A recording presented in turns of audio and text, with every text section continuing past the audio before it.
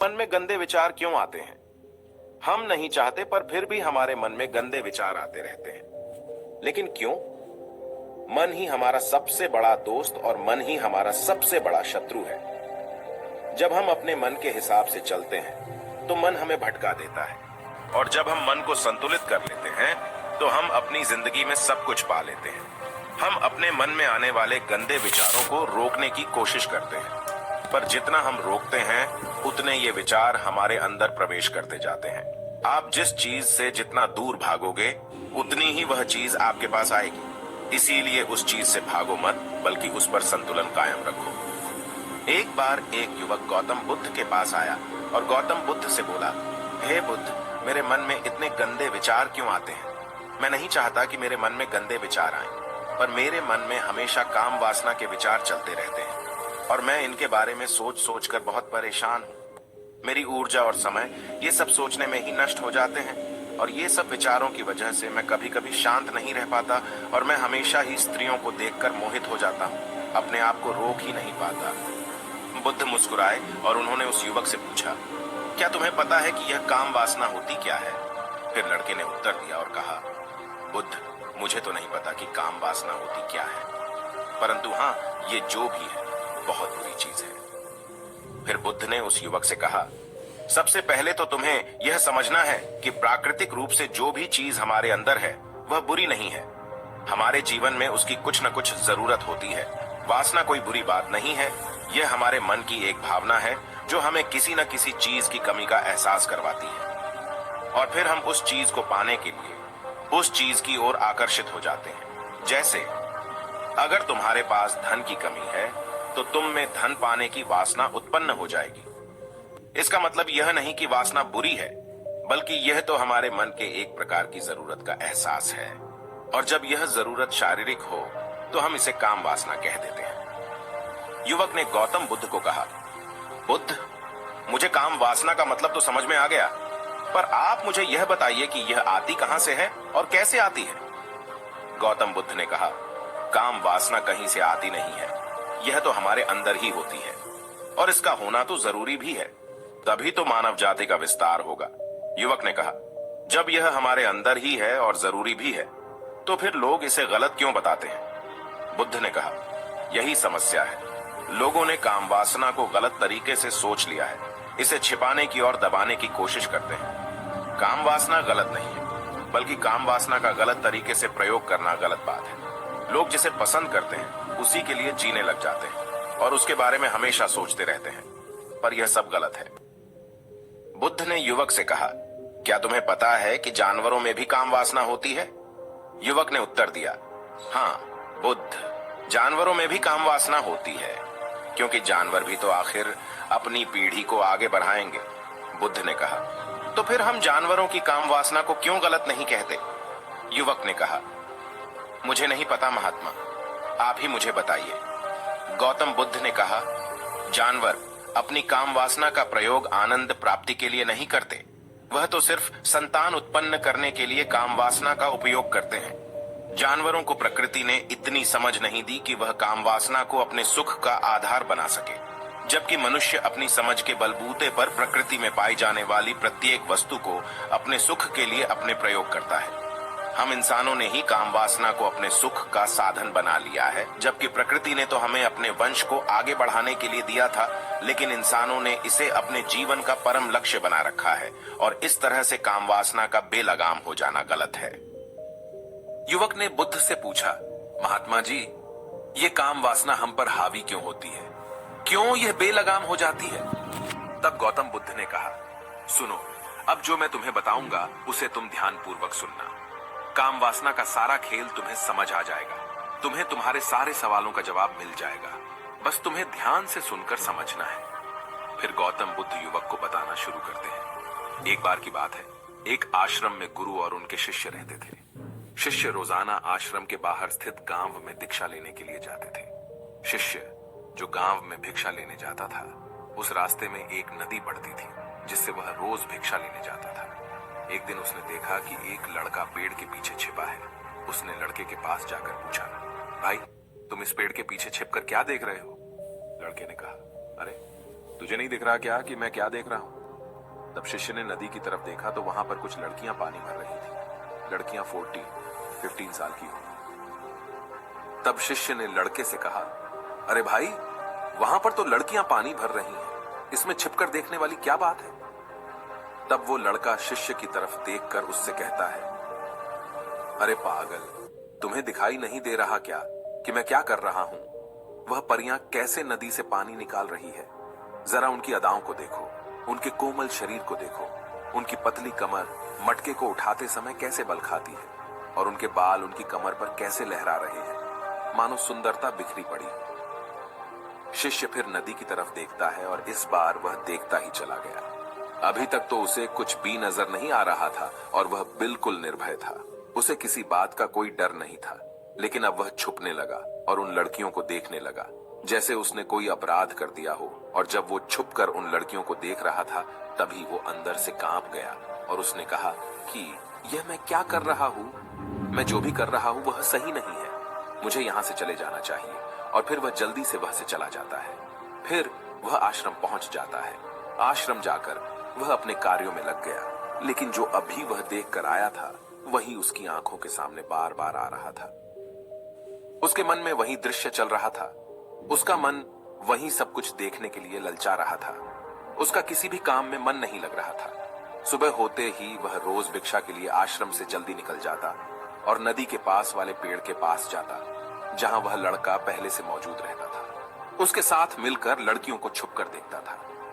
अब वह रोज ऐसा करने लग गया। उसका मन अब किसी भी काम में नहीं लगता था। वह हमेशा किसी न किसी प्रकार के विचारों में उलझा रहता था। वह आश्रम के कार्यों को भी ठीक ढंग से नहीं कर पा रहा था। न वह ठीक से सो पाता था और न ठीक से खाना खा पाता था। उसका मन बेचैन सा रहता था। उसका मन बार बार उन लड़कियों के सौंदर्य को देखने के लिए ललचाता था। जब गुरु भिक्षा देते तब भी उसका मन कहीं और विचारों में खोया रहता था। गुरु ने अपने शिष्य की इन हरकतों को देखा। तब एक दिन गुरु ने शिष्य को अपने पास बुलाया और कहा, आज से मैं भी तुम्हारे साथ भिक्षा मांगने चलूंगा। तुम और मैं साथ साथ भिक्षा मांगने चलेंगे। तभी शिष्य ने गुरु को मना करते हुए बोला, नहीं गुरुदेव, आप परेशान क्यों हो रहे हो? मैं अकेले ही ठीक से भिक्षा मांग सकता हूं। गुरु ने शिष्य से कहा, ठीक है, तुम अकेले ही भिक्षा मांगने जाओ। इसके बाद शिष्य भिक्षा मांगने निकल गया। शिष्य के जाने के बाद गुरु भी आश्रम से निकल गए और शिष्य का पीछा करने लगे कि वह कहां जाता है, किससे मिलता है। यह सब देखने के लिए उसके पीछे पीछे चलने लगे। थोड़ी दूर जाने के बाद गुरु ने देखा कि उनका शिष्य एक लड़के के साथ एक पेड़ के पीछे अपराधी की तरह छिपा हुआ है और छिपकर कुछ देख रहा है। गुरु भी अपने शिष्य के पीछे जाकर खड़े हो गए, यह देखने के लिए कि आखिर उनका शिष्य क्या देख रहा है, जिसके लिए वह पेड़ के पीछे अपराधियों की तरह छिपा पड़ा है। गुरु ने देखा कि उनका शिष्य पेड़ के पीछे छिपकर लड़कियों को देख रहा है जो नदी से पानी भर रही है। तभी गुरु ने शिष्य से कहा, क्या तुम लड़कियों से भी भिक्षा लोगे? गुरु की आवाज सुनकर शिष्य का मन घबराया और उसके पसीने छूटने लगे। वह थर थर कांप रहा था, जैसे किसी चोर को पकड़ते समय रंगे हाथों पकड़ लिया। उसकी हालत खराब हो गई। वह कुछ भी नहीं बोल पा रहा था। वह लड़का जो शिष्य के साथ था वहां से भाग गया, जिससे शिष्य और भी घबरा गया था। उसके मुंह से कुछ टूटे फूटे शब्द ही निकल रहे थे। वह अपने गुरु से भी नजर मिलाने का साहस नहीं कर पा रहा था।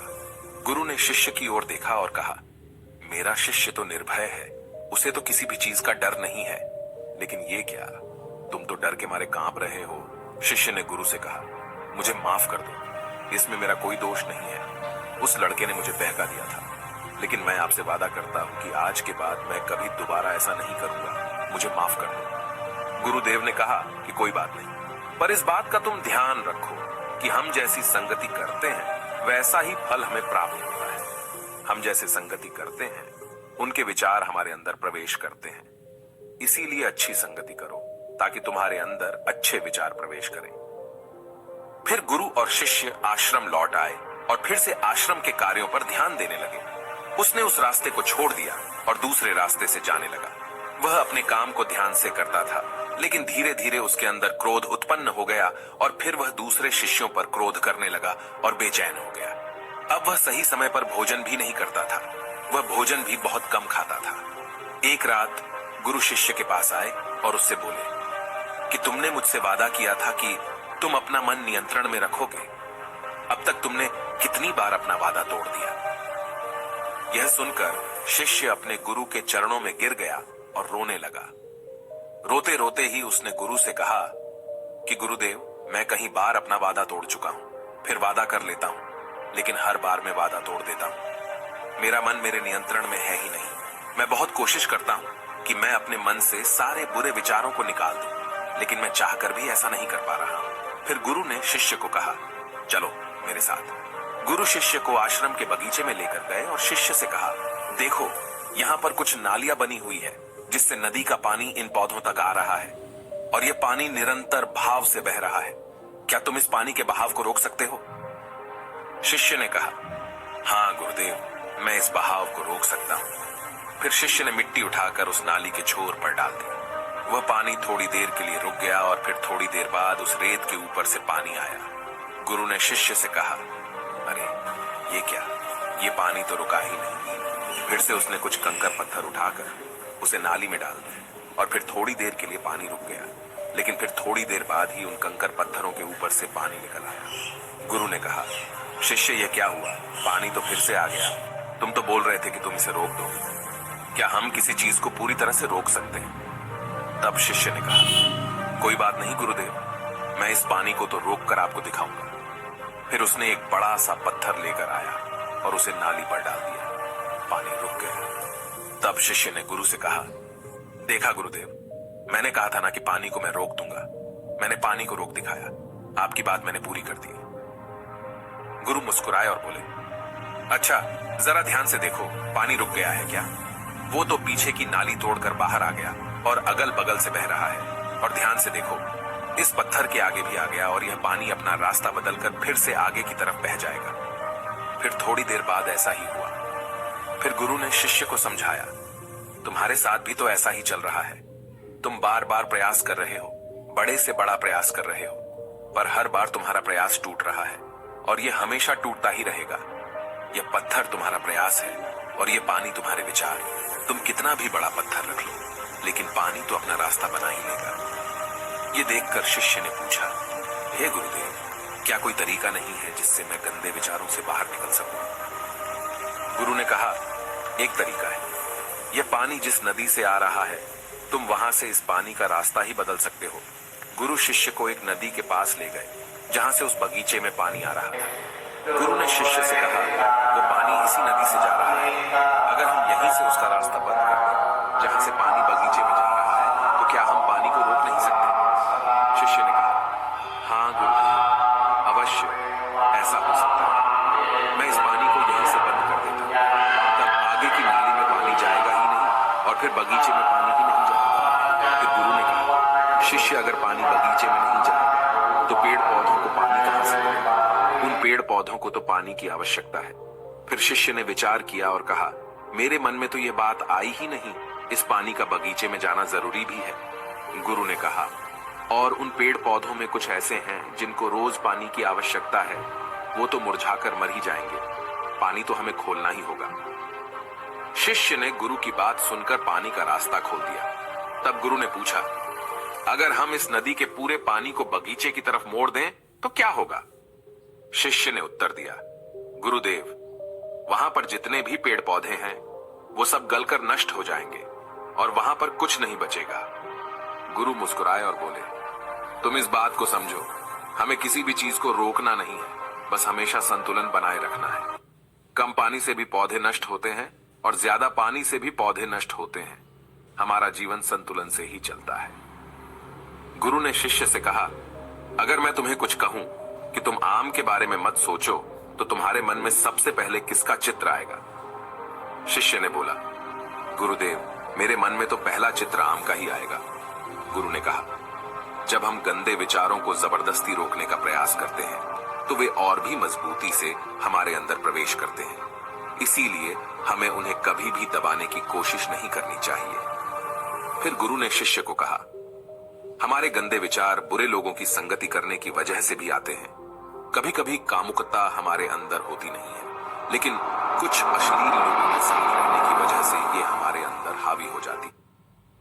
हावी हो जाती है। फिर शिष्य ने कहा, गुरुदेव, आप सही कह रहे हैं, मैं अपने मार्ग से भटक गया था। फिर वह शिष्य उस रात बहुत ही चैन की नींद सोया। सुबह अपने कार्यों को पूरे मन से किया और फिर सुबह वह भिक्षा लेने के लिए उसी रास्ते से गया जहां वह लड़का आज भी पेड़ के पीछे छुपकर उन लड़कियों को देख रहा था।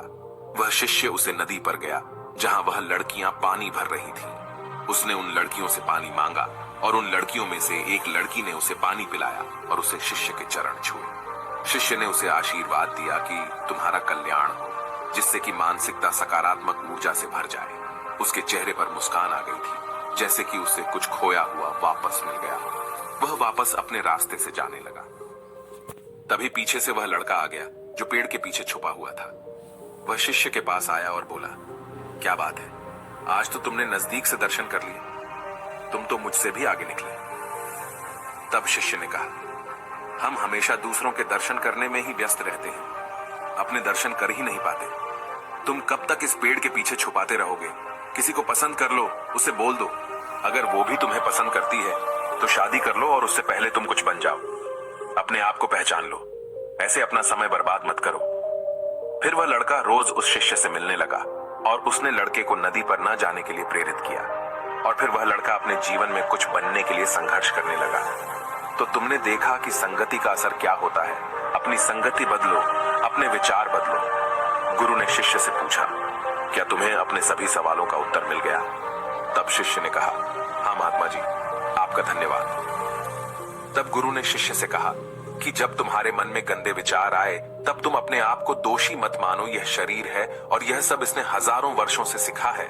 एक केवल तुम्हारे सोच लेने से या शपथ लेने से ये टूटने वाला है नहीं, लेकिन तुम्हारे पास वो शक्ति है, वो ऊर्जा है जिसका तुम्हें संतुलन उपयोग करना है। तुम एक जीवित ऊर्जा हो जो कुछ भी अनुभव करने के लिए स्वतंत्र है। इसीलिए तुम अपने आप को पहचानो। इस कहानी से हमें यह सीख मिलती है कि हमारे विचारों का महत्व कितना अधिक होता है। हमारे विचार ही हमारे भविष्य की दिशा को निर्धारित करते हैं। हमें सकारात्मक विचारों को अपने मन में पूरी शक्ति के साथ अपनाना चाहिए ताकि हम सही दिशा में आगे बढ़ सकें।